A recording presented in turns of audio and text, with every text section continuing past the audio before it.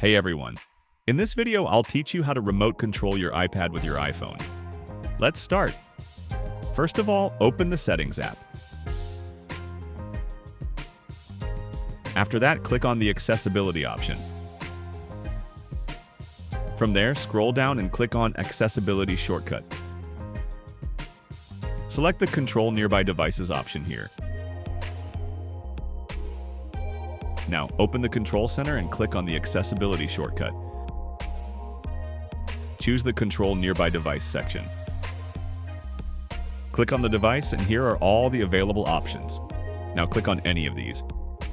I'll click on the last one, which will show me all of these options. For example, I'll click on the Home button, and you can see that the Home has opened on the iPhone. I'll click on the Control Center button, and the Control Center has opened on the iPad. I'll click on the Volume Up and Volume Down buttons, and the volume was adjusted on the iPad accordingly. Now, I'll click on the Notification Center, and you can see that the Notification Center has opened. Now you can see that we can control the iPad this way, and it's a very easy process. I hope you like this video. Make sure to subscribe and share.